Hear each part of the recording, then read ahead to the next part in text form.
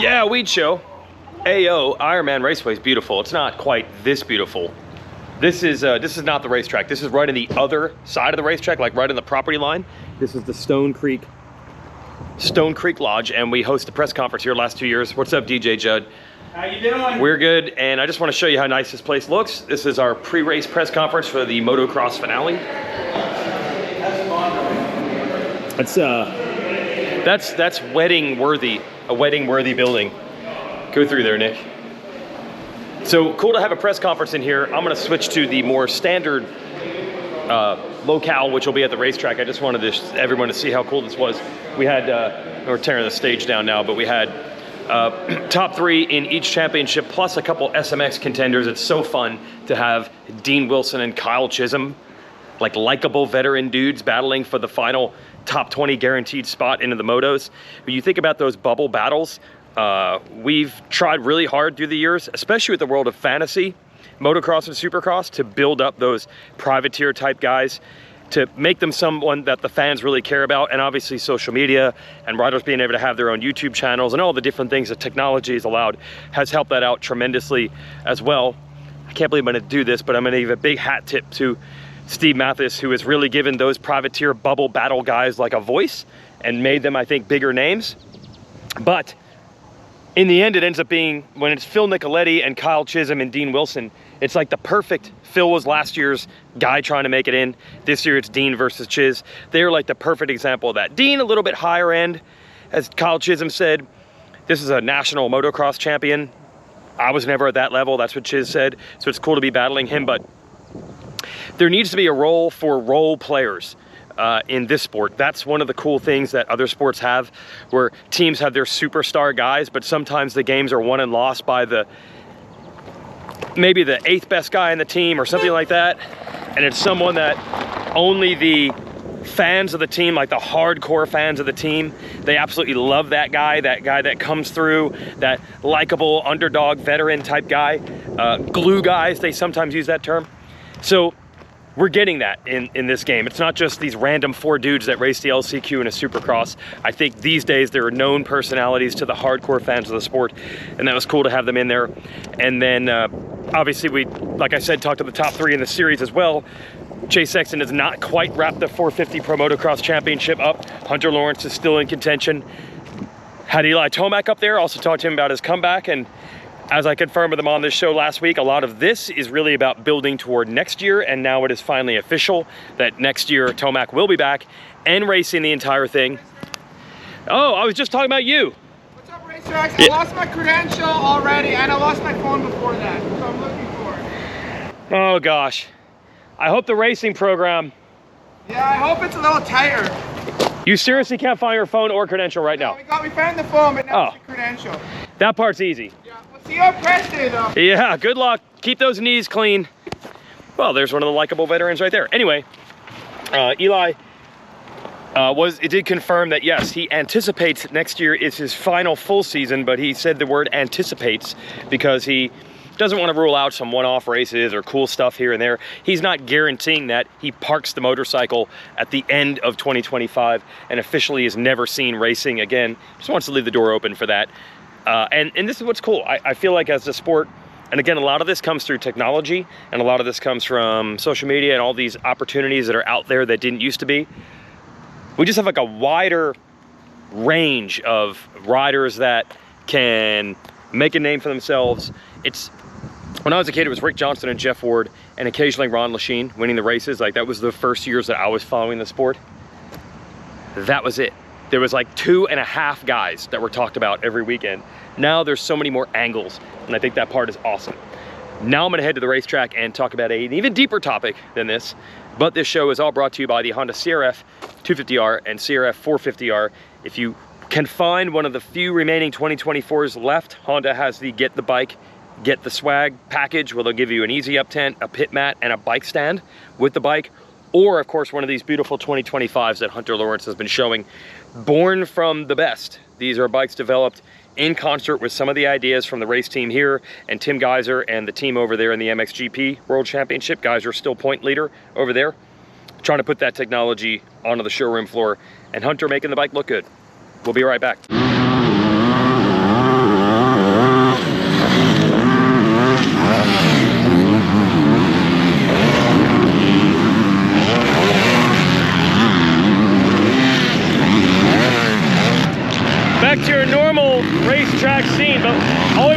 the 94.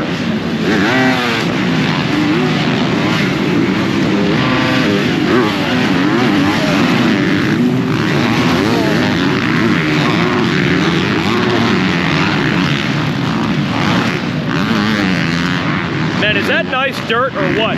That's the secret of this place, which I've been coming to for 20 plus years. Kind of the premier event in the Progressive Grand National Cross Country Series. And they got cornfields out here with this dirt for miles. This is such good dirt. Hetty Kulas behind me. I gotta get away from the track so it won't be quite so loud. I think Ironman has taken a while. It's 10 years in. 2014, I believe, is the first year they had the national here. And Ironman's taken a while to really burn itself into the collective. Like, what do people think of this track? The problem is 10 years is not a lot when you consider how long most of the tracks have been around in this championship. That's A. And B, the first couple of years it rained over and over and over. We're good. Thank you. We had a press conference with lunch today. It was great. I don't need the TV lunch today, although it is free. Probably shouldn't be eating 2 meals at once. Anyway, the first couple of years, this track was muddy all the time. The riders on the motocross side had not experienced this hero dirt until more recently. A lot of changes to the layout. This year, they have a tight start, very inside dominant style start.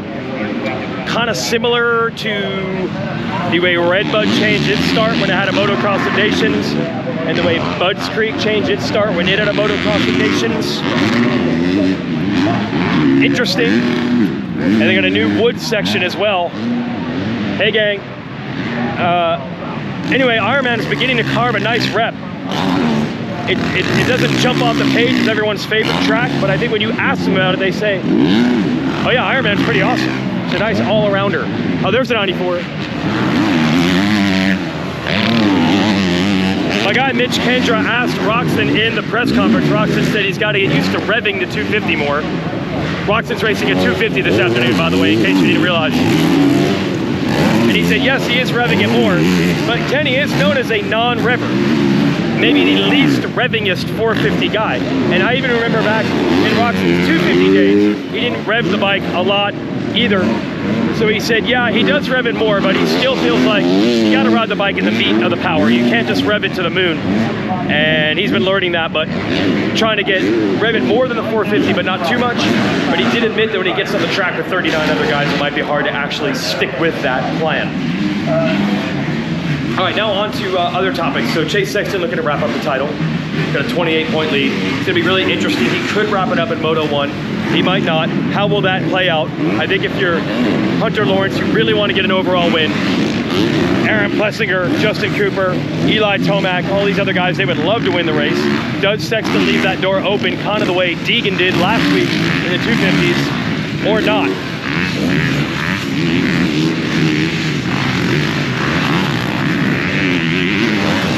Does that look like a fun track to you? So I think that's really what's at stake. Obviously, Sexton winning the title is like a foregone.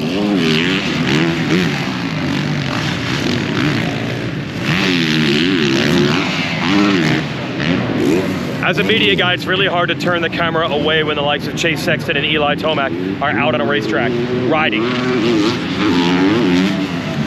Or you hear any Yamaha 250. They're so loud. That's Max Anstey. Good to see Anstey back. What's up, dude? Well, since I gotta walk all the way around this big fence, I might as well do it talking to you folks. So here's the topic I actually want to hit in this Weege show. I've given you the notes. By the way, Drew Adams making his pro debut today. He'll race Supercross Futures next year and probably full Pro Motocross next year will be his full-time pro debut. Levi Kitchen right there.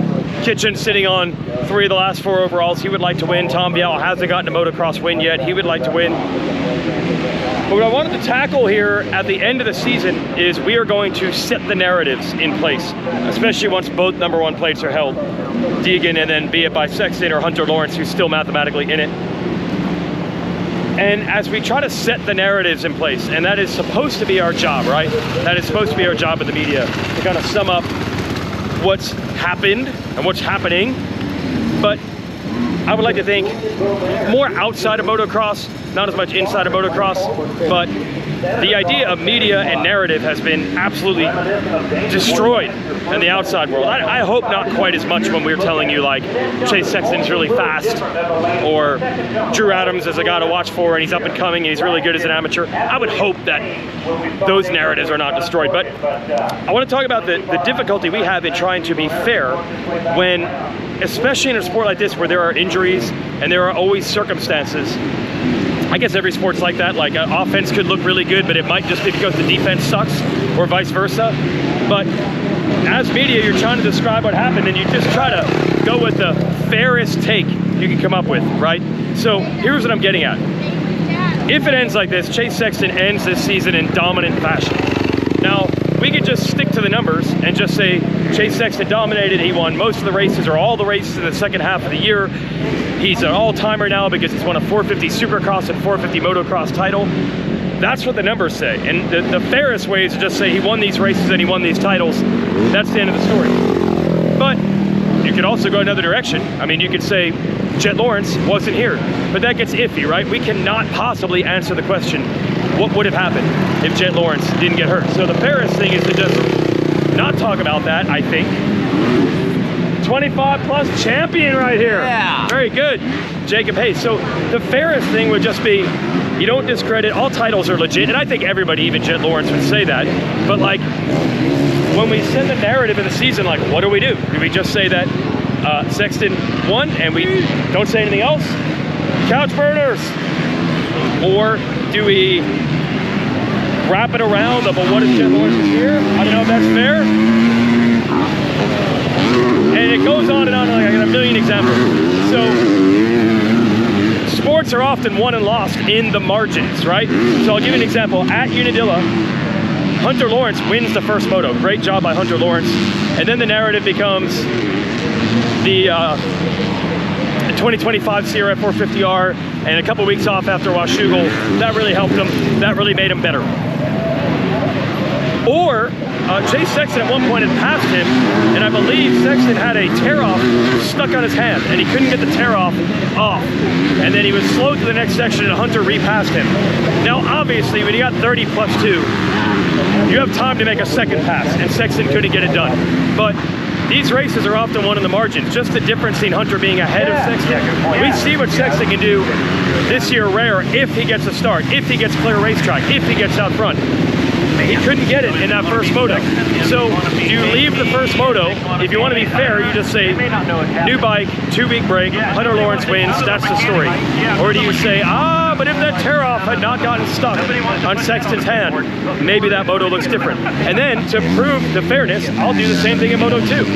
That was the most dominant pull-away, sprint-away Chase Sexton performance of the year.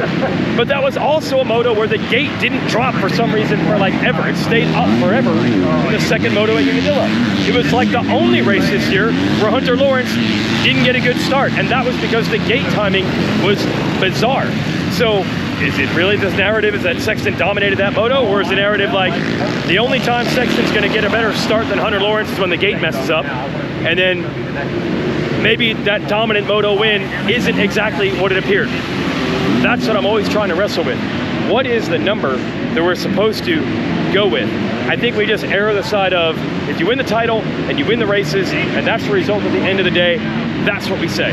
But there are so many things in the margins, and if you're the athlete or you're the people around them, gosh, you gotta be like, they didn't even realize that this happened or that happened or this happened or that happened. And it is so hard if your goal is to be fair, and I think the moto media is trying to do that when it comes to reporting on what happens at the races. It is so hard to get it right when everyone in those trucks has their own narrative that they believe to be true. So how do you hit the one that absolutely is? It's not possible. And we'll have a lot more of that, I'm sure, coming up. We have riders coming into these playoffs in completely different levels of preparation. I mean, we could talk about, back to the track, we could talk about Eli Tomac's ride last week. Was it good? Was it bad? Was it disappointing? Well, obviously he's coming back from injury. How do we figure out how to grade that on a curve? I thought it was good. But maybe I'm wrong. Maybe my narrative is incorrect. I don't know. So, I don't know, just something I've really been wrestling lately as you get to the end of these championships. Like, I got to imagine if we're celebrating Chase Sexton hardcore at the end of the weekend, as we expect to do, because it looks like he's going to win the title. Are you, Jet Lawrence, at home just going to injure yourself from rolling your eyes so darn hard, being like, bro, why don't you mention that I wasn't there? Or is that not fair to do that because that's racing? I don't know. Something I've been thinking about when it comes to the end of the season and talking championships. I mean, people tried really hard last year when Tomac got hurt to not discredit what Chase Sexton did. To the point where I would say, hey, at least Sexton doesn't get hurt. A lot of guys do. He goes down a lot, he doesn't get hurt. Maybe that wipes out that argument. I don't know. It's the first time I've ever actually come to see this covered bridge in person. More on that in a minute. But a scout watching press day, what did you see Hayden Deegan do? He led Justin Cooper and Max Anstie up the finish line triple. So he tripled the finish? Yeah. And before that, people were not doing it? No, just him. That's what Deegan does here at Indiana. Last year, and then the year before he tried, thank you for this mega jump under here. Hey, what's happening? I'm your #1 fan, buddy. There we go. It's stiff competition. The combine riders, I think, are taking a sight lap, but I want to show you this covered bridge, which you see on TV. Track goes underneath. I didn't even know it had windows. I didn't even know you could actually watch the race from inside the covered bridge. That's a window behind me. And the reason they do this, FYI, is because this area of the country is known for covered bridges, this area of Indiana. So they built their own. Shout out to the Schaefer family who owns the track, and their best buddy, Jeff Russell, who put this together, I don't know, 6-7 years ago. And also this is, on the other side is the jump that Deegan tried to do a few years ago that did not work out well for him. So I just wanted to walk through there for the first time. And I gotta go find Kawasaki. They wanted to show me something. We'll be right back. Hey, a star is born at this Moto Combine. A rider I've never heard of out of Australia. Caden Minear is dominating.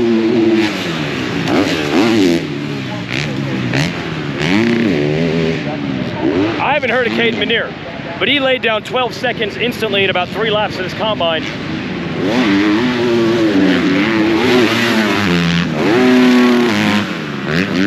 Caden Dudney, who I figured would be the favorite, got a bad start. He's moving up to second around his Team Green teammate, Kristen Janik. And there goes Cole Davies in fourth, but Caden Minear, remember that name. A star might be born today in the combine.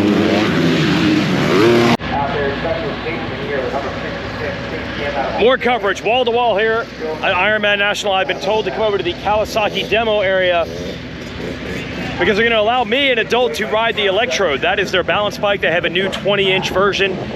I mean, 20 inches is still kind of kid size, but whatever. Back in the day, a lot of adults that ride 20-inch BMX bikes. I don't know if they recommend this, but we're going to try it. So, Dan, are you doing this? I am the current leader. Oh, I missed it. Okay, Dan Beaver of NBC Sports. You hear the name in the press conferences. You rode today. I did. And you're one of one.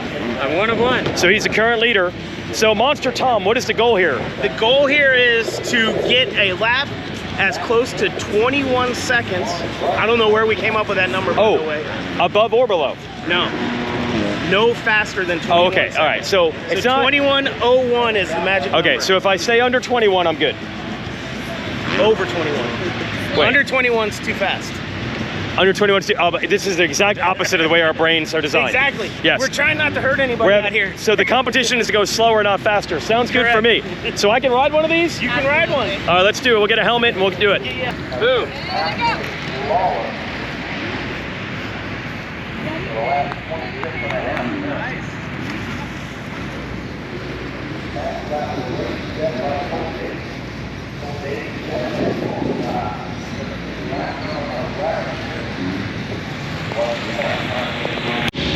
All right, I just did the Kawasaki Electro Challenge. Now, I thought these bikes were for kids, but like I said, 20-inch BMX bike back in the day, in like the 80s, you were like a cool guy, even if you were an adult. Brown Dog, you live in California, right? I do. Wasn't like a 20-inch BMX bike? I've got three 20-inch BMX bikes right now. Home. Right now, they're right mine. now. Not even 1986, but even now. Yep, right now. Okay, yeah. So I fit on it well enough. It was actually really fun. It carried me around. I am a little heavier than the average child, and they said the battery is designed to go 2.5 hours, which is actually pretty cool. So that might be the ultimate pit bike right there, because you can pick it up with one hand, you can probably fit it in the trunk of a car, and it takes, most importantly for me, no maintenance. So I show you the clips. Now the problem was the race was supposed to be not too fast, not too slow. Hit the 21-second mark. I had one that was too fast, and one that was too slow. I had like a 16 and a 26, so I was terrible in both directions. But I get to keep the sunglasses, so I'm still a winner. Anyway, that was fun.